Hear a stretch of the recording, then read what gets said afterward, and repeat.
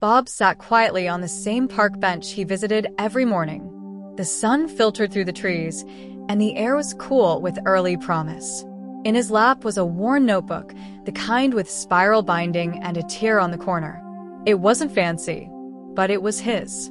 And it held a question that had been repeating in his mind for months. What does it mean to be free? He wasn't thinking about the past anymore, his years in the workforce, the predictable routine of clocks and commutes. He was thinking about now. This moment, retirement, and the strange feeling that while he had more time, he somehow felt less free. Bob's story may sound familiar. After decades of working and doing the right thing, he thought retirement would feel like release. But for him, and for many others, it came with an uncomfortable truth. Money still ruled his days. Not because he needed much, but because he wasn't sure how long it would last. That morning, Bob wrote 2 words in his notebook: financial freedom. And under it, a question: can I still get there? The answer is yes, but not in the way most people think. Financial freedom doesn't mean having millions of dollars or never thinking about money again. It means something simpler and far more powerful. It means being in control of your money instead of your money controlling you. It means being able to make choices based on your values, not your fears. For Bob, financial freedom meant peace of mind. It meant knowing that even on a fixed income, he could meet his needs, enjoy his life, and stop worrying about every dollar. It meant learning new habits, not chasing more money. And it began on that bench with a single decision: I will learn what I was never taught. This lesson is for people just like Bob, people who may be retired or close to it, people who feel like it's too late or too hard to make changes now. But it's not. Financial freedom isn't a destination reserved for the rich. It's a path open to anyone who's willing to walk it, one small step at a time. You don't have to go it alone. In this video series, we'll walk with Bob and his wife, Lila, as they learn how to build a simple, peaceful relationship with money. They'll show us how to trade stress for structure, confusion for clarity, and worry for confidence. So if you're ready to feel more peace and less pressure, start by asking yourself the same question Bob did. What does freedom look like for me? Because the journey to financial peace begins not with a bank statement, but with a belief. You are not too late, and you are not alone. Bob didn't go out and buy a budgeting app. He didn't order a fancy planner or sign up for a course. He simply opened his notebook, the same one he'd used on the park bench, and drew 3 columns. Needs, wants, goals. That was it. He didn't need categories with perfect math. He needed clarity. He started writing down everything he spent money on for a week: coffee, groceries, medicine, a newspaper from the corner store. He wasn't judging himself. He was learning about himself. At first, it felt a little awkward. Who tracks their spending in retirement? But the more he wrote, the more he noticed patterns. A few dollars here, a few dollars there. It wasn't about guilt. It was about understanding. When Lila saw him writing in his notebook one evening, she smiled. "You making a plan?" she asked. "I'm trying," he replied. She sat down beside him and asked if she could join. Together, they started listing out their fixed income, Social Security, a small pension, and a little bit of savings. It wasn't a lot, but it was something. And for the first time, they began to see how it all connected. They weren't budgeting to restrict themselves. They were budgeting to choose for themselves. They gave every dollar a job, even if it was just to sit quietly in a jar marked grocery, light bill, or emergency. This method didn't make them rich, but it made them feel rich in something else: confidence. Lila began using envelopes at home. Not digital ones, actual envelopes. One for groceries, one for small outings, one for household repairs. Every week, she'd slip in what they could afford. And every week, they saw themselves doing something new, living on purpose. It wasn't glamorous, but it worked. Bob called it the notebook method, and it wasn't about perfection. It was about paying attention. They stopped asking, "Can we afford this?" and started asking, "Is this what we choose to do with our money?" That one change turned budgeting from a burden into a blessing. Because financial freedom doesn't start when you get more. It starts when you make peace with what you already have. Bob's kitchen became his new planning center. No apps, no spreadsheets, just a clean surface, a few envelopes, and some colored pens he hadn't used in years. He labeled each envelope by hand: rent, groceries, medication, emergency. For the first time, he could see where his money was going, not just wonder about it. There was something comforting about holding the envelopes, putting a little cash in each, and giving every dollar a job. It made the invisible visible. He started calling it his peace plan. It wasn't perfect and it wasn't fancy, but it gave him peace, and that was the whole point. Later that week, Lila noticed how calm he seemed. She asked what he was up to, and Bob smiled. Just trying to be less afraid of the future. That one sentence changed everything. Lila pulled up a chair. They laid out the bills together. For the first time, they talked about money without tension.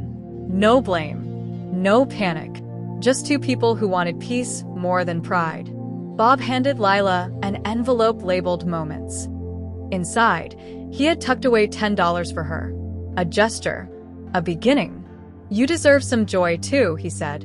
Lila didn't cry, but her smile said everything. In that moment, financial freedom wasn't about retirement plans or investment returns. It was about hope. A future that felt steady even on a fixed income. A relationship built on honesty, not fear. It was about knowing they had enough for today and a plan for tomorrow.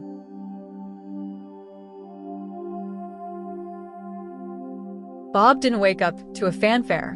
There was no big announcement, no special delivery, no windfall in the mailbox. What arrived instead was something quieter, more profound.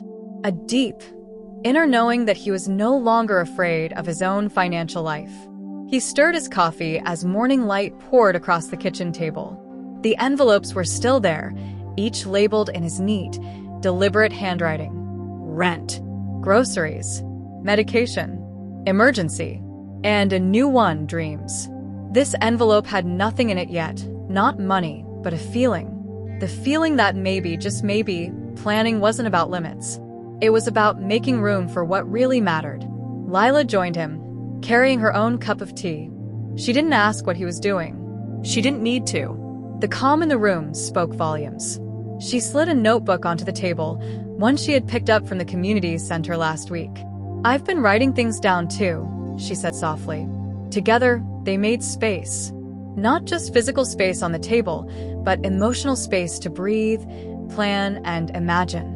They talked about groceries, sure, but also about travel, laughter, and time with family. They budgeted not just for needs, but for connection. That morning, Bob peeled a yellow sticky note and wrote a simple sentence. "Small steps matter." He pressed it to the fridge with care, right next to the photo of their grandson, right above the grocery list. It wasn't just a motivational quote, it was his truth. He had learned to stop measuring financial success by other people's standards. No, he didn't own a beach house. He wasn't investing in stocks or crypto. But he had gained something far more valuable. Clarity. Clarity that came from slowing down. Clarity that came from choosing peace over panic. Clarity that came from finally knowing where his money went and deciding where it should go next. He stopped asking, "Do I have enough?" and instead started asking, "Am I using what I have well?" Lila smiled as she slipped a $5 bill into the Moments envelope, a small amount saved for unexpected joys. Maybe a coffee after church. Maybe a treat from the farmer's market. That little envelope gave them permission to enjoy without guilt. In their living room, the television flickered with news stories of inflation and financial instability. But inside their home, something different was growing. Confidence. They had started talking more about money, yes, but also about meaning. How much time they had left. What legacy they wanted to leave. Not just in money, but in values. Bob had spent years thinking budgeting was about restriction. But now he knew budgeting was a form of care. Care for himself. Care for Lila. Care for their future. He remembered his younger days when money slipped through his fingers like water. He had worked hard but never felt stable. Now, with a fixed income and a simpler life, he felt something he'd never felt before, in control. That sense of control didn't come from how much he had. It came from how he used it.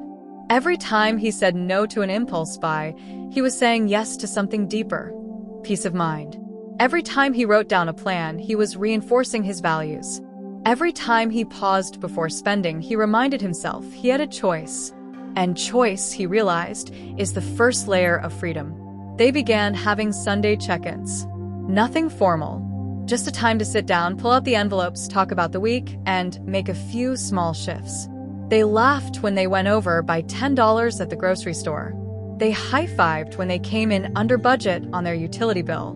It wasn't perfection they were chasing, it was progress. One Sunday, Lila surprised him with an idea. "What if we help others do this too?" she said. "You know, talk about it. Share what we've learned." Bob raised an eyebrow. "You think people want to hear from us?" She nodded. "Someone needs to. Because if we had heard from someone like us sooner, we might have found this peace a long time ago." And that was when they decided to start talking openly. At their community center, at church, with neighbors. They weren't experts. They were examples. Examples of what it looks like to face fear and replace it with wisdom. To trade silence for shared stories. Because freedom grows when we share it. And so, if you're watching this, sitting with your own coffee and your own stack of bills, wondering if it's too late to get ahead or feel secure, Bob and Lila would say, "You are not too late. You are right on time."